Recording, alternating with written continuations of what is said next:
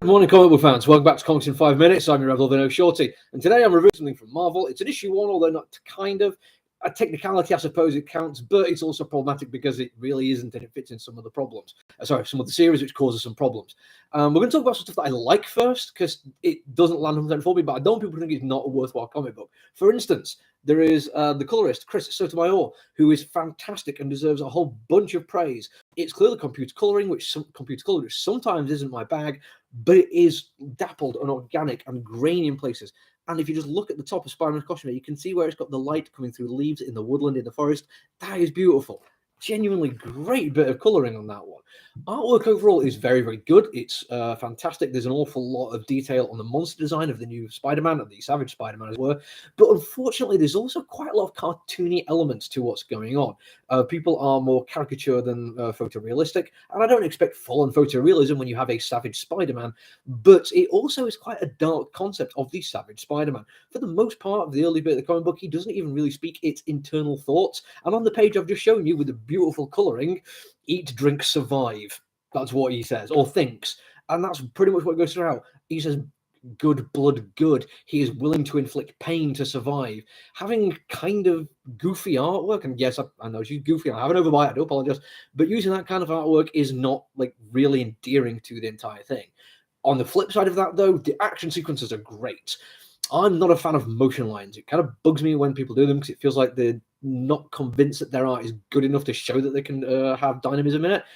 But this artist, Sandoval, I think, Gerardo Sandoval, actually uses the character concepts, like the character design concepts, to show that motion without having lines. Like a bandage is wrapped around a wrist, and as the punch goes, the bandage goes back. Now that, if other people do it of like lines going across the fist, would be frustrating, but actually putting in the character design part to it actually really helps sell like a realistic nature to it. But again, it's just a little bit not... The artwork doesn't match the style of the story. Now, that's not unusual. Joe Kelly is actually a really good writer, but he usually does slightly more comedic stuff. He's more famous for his Deadpool stuff. And he wrote very dark Deadpool, but it was still funny. It was just like really black comedy rather than kind of the slapstick bro kind of humor we get in more contemporary Deadpool. In this one, he is leaning into the darkness quite effectively. The only problem with that is, again, it gets silly. We have an introduction of Baron Zemo, who within 4 panels is just racist. Great, love that. Don't ever think that Baron Zemo or Hydra is not a racist organization. They kind of have some redeeming features, I suppose, compared to actual Nazis, but they are an analog of that in the Marvel Universe, and that's why it was so problematic when Captain America decided to be part of the thing. It was terribly handled. And in this one, he goes from that kind of like dark, willing to discuss these kind of things, like literally is an open racist, to then having an almost Charlie Brown-esque failure arc, where he just keeps trying things and it fails, so he tries something else and it fails, and he goes back on himself because he realizes he could be doing better.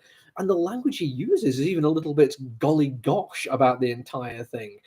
When I say Charlie Brown, I literally mean the character Charlie Brown from Peanuts. It's off-putting when the Savage Spider-Man is pummeling people near to death and talking about becoming the alpha and dominating everybody and using some quite unusual powers I didn't know he had. I mean, Savage Spider-Man's a new thing, I imagine, and actually kind of taking over people's minds, all the while not being with it. And then also, weirdly, struggling with the fact that he might be a father. And also, this is news to me, apparently is Hispanic. You don't see him out without the mask in this entire thing. And even if you did, I get the impression you wouldn't see too much else of him in terms of what his character looks like due to character design. He has like an entire back end that is just a spider. But they drop this kind of in there in a flashback as if he's worried what happened to his daughter. And the person in the flashback who's worried about the daughter and the person's wife and the person's child are all Hispanic. And I'm like, okay, I have no idea what's going on here. We also have an introduction of about 6 other new characters, some of which you could kind of figure out their names due to some like dialogue, but there's just like a list of names on the screen, and I don't know if they match to where those people are standing. There's no reason to believe they do. And they also have this weird plot to take over the world, which apparently enjoys a guy strapped mechanically to what appears to be a giant brain, and I've no idea who that guy is. I don't know what the brain's going to do. I don't know who these people are or how they're going to put those two things together, how they're going to use that to take over the world, and why they care about this island. And a better writer would have me thinking, gosh, I want to come back next month and find out what's going on. I want my questions answered. Unfortunately, Joe Kelly just frustrates me, and I can't be bothered finding out because I can't help but feel that all I'm going to get is more unanswered questions and more mess of a plot. Unfortunately, not a great one, but, you know, we take the high with the low. That's it for me this week, though. I'm going to be back next week. Until then, look after each other, everyone. Stay safe. Bye.